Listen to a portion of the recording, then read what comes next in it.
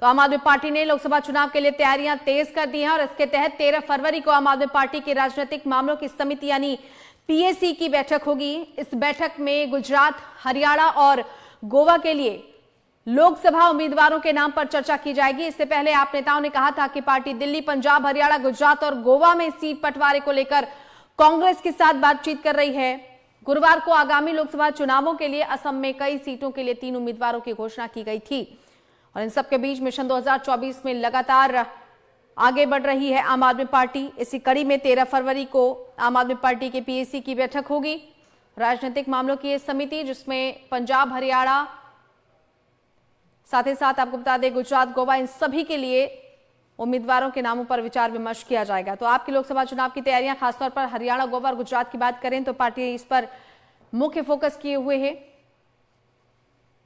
संवाददाता नितिन धीमान हमारे साथ जुड़ गए। नितिन, 13 फरवरी को पीएसी की बैठक, आम आदमी पार्टी के मिशन 2024 की तैयारियों में और आगे कदम बढ़ाती हुई आम आदमी पार्टी।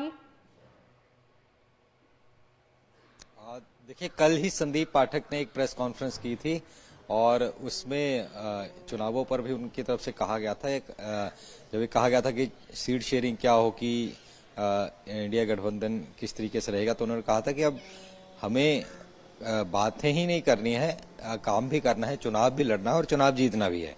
तो इसका सीधा सीधा संदेश ये था कि अब पार्टी पूरे तरीके से अपने बल पर सभी जगह चुनावों की तैयारियां शुरू कर दी हैं और सीट पर भी, क्योंकि अभी वक्त बहुत कम बचा है, सीट पर अभी से चर्चा शुरू होगी, उसके बाद ही तमाम चीजें हो पाएंगी, फिर चुनावी रैलियां भी होनी है।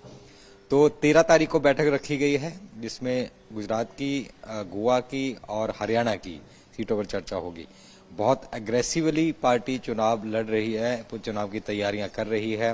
हरियाणा के अंदर अभी 10-12 दिन पहले जब भगवंत मान और अरविंद केजरीवाल जींद में जनसभा करने गए थे, तब उनकी तरफ से ऐलान भी किया गया था कि जो आगे विधानसभा के चुनाव होंगे वो पूरी 90 की 90 सीटों पर आम आदमी पार्टी अकेले लड़ेगी और जो लोकसभा चुनाव है उस पर कुछ स्पष्ट जवाब नहीं दिया गया था। लेकिन अब जिस तरीके से पंजाब में कह दिया गया है कि वो अकेले लड़ेंगे, दिल्ली की स्थिति अभी क्लियर होनी है, असम के लिए कुछ उम्मीदवार घोषित भी कर दिए हैं, तो मान के चला जा रहा है कि अभी पूरी तरीके से हरियाणा में भी सभी सीटों पर तैयारियां आम आदमी पार्टी की शुरू हैं।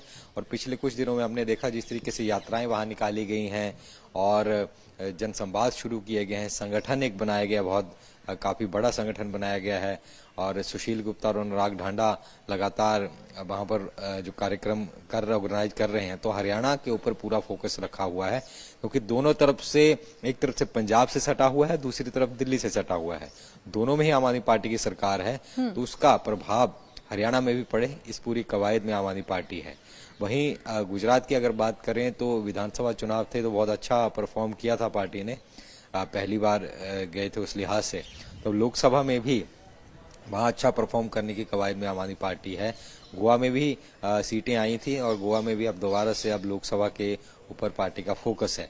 पंजाब में शुरुआत पंजाब से ही हुई थी आम आदमी पार्टी, दिल्ली के बाद जहां पर ग्रो की थी अच्छे तरीके से, और अब उस शुरुआत के बाद फिर गोवा में सीट आई थी, फिर गुजरात में आई थी, हरियाणा में भी कुछ पार्षद हैं इनके, लेकिन वहां पर अब लोकसभा या विधानसभा की सीटें भी आए, इसको लेकर लगातार विचार चर्चा की गई है। और अब पीएसी की बैठक 13 तारीख को दिल्ली में है, उसमें आगे पूरा मंथन किया जाएगा। जी, शुक्रिया नितिन इस तमाम जानकारी के लिए। तो संवाददाता नितिन धीमान हमारे साथ जुड़े हुए थे। आम आदमी पार्टी लोकसभा चुनाव की तैयारियों के मद्देनजर 13 फरवरी को एक महत्वपूर्ण पीएसी की बैठक करेगी जिसमें गुजरात, गोवा और हरियाणा के उम्मीदवारों के नामों के चयन को लेकर चर्चा की जाएगी।